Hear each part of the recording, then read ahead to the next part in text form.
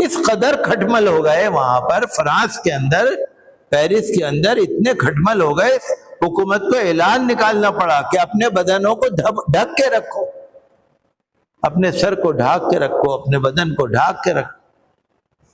انہیں تو حجاب میں اعتراض ہو رہا تھا نا مسلمانوں کے، اللہ نے کہا کہ سارے کے سارے لپیٹو اپنے۔ آپ دیکھ رہے ہیں طوفان آ رہے ہیں برابر، میں پرسوں ترسوں بھی اخبار میں پڑھ رہا تھا، روز ہی کوئی نہ کوئی خبر آتی ہے، کہیں زلزلہ آ گیا، کہیں طوفان آ گیا، کہیں سیلاب آ گیا، کہیں پر مکان گر گئے، کہیں آگ لگ گئی، آفتیں آتی رہتی ہیں نا، ہوتی رہتی ہیں۔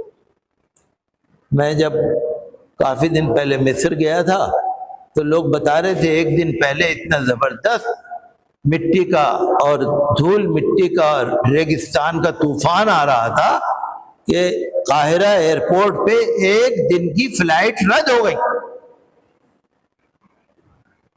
تو یہ طوفان آندیاں آتی رہتی ہیں نا، سیلاب آتے رہتے ہیں، اخبار میں آپ پڑھ لیجیے، اتنے مر گئے، اتنے مر گئے۔ یہ سب کیا ہے؟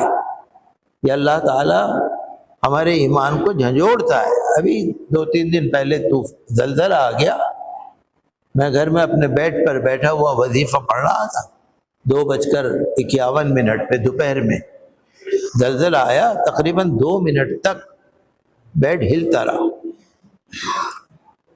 اب بتائیے کتنا ہی کوئی بڑا حاکم ہو، چاہے کوئی بھی ہو، بڑی سے بڑی طاقت ہو، زلزلے کو نہیں روک سکتی۔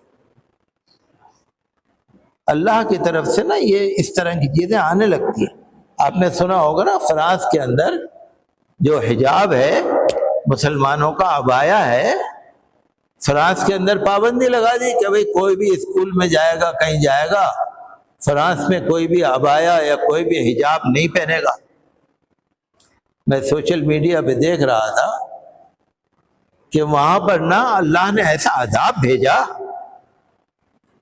کہ جس کو انگریزی میں بیڈ بگس کہتے ہیں نا، بیڈ بگس، کھٹمل، اس قدر کھٹمل ہو گئے وہاں پر فرانس کے اندر، پیرس کے اندر اتنے کھٹمل ہو گئے، حکومت کو اعلان نکالنا پڑا کہ اپنے بدنوں کو ڈھک کے رکھو، اپنے سر کو ڈھانک کے رکھو، اپنے بدن کو ڈھانک کے رکھو۔ انہیں تو حجاب میں اعتراض ہو رہا تھا نا مسلمانوں کے، اللہ نے کہا کہ سارے کے سارے لپیٹو اپنے۔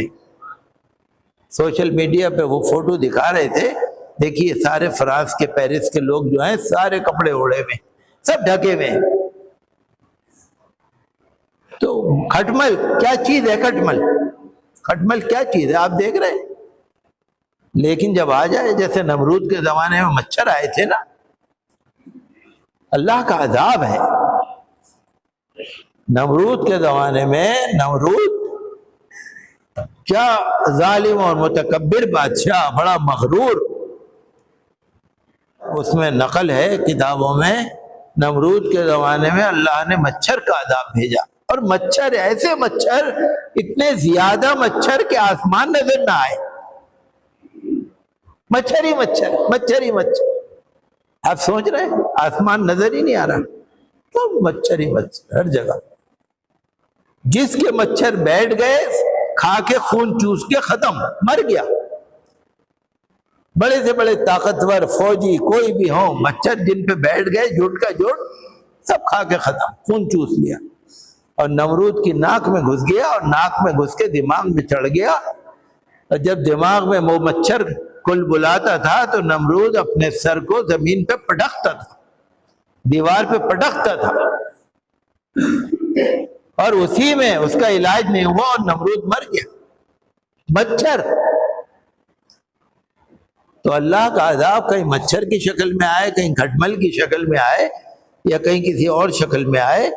میرا کہنے کا مقصد یہ ہے کہ اللہ سے ڈرنے کی ضرورت ہے، اللہ سے توبہ کرنے کی، اللہ تعالی سے استغفار کرنے کی ضرورت ہے، عاجزی انکساری کی ضرورت ہے۔ گھمنڈ، غرور اور تکبر یہ چیز انسان کو ذلیل کر دیتی ہے، اللہ کو پسند نہیں ہے، کبھی پسند نہیں، اللہ کو کبھی پسند نہیں ہے۔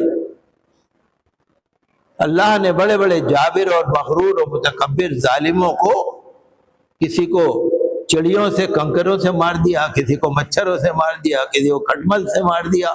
قرآن شریف کے 90 پارے کا 5واں رکوع آپ پڑھ کے دیکھیے، قرآن شریف کے 90 پارے کے 5ویں 6ٹھے رکوع میں آپ کو سب مل جائے گا جو اللہ کے عذاب آئے۔ فَأَنزَلْنَا عَلَيْهِمُ الطُّوفَانَ وَالْجَرَادَ وَالْقُمَّلَ وَالضَّفَادِعَ وَالدَّمَ آیات مفصلات فاستكبروا وكانوا قوما مجرمین۔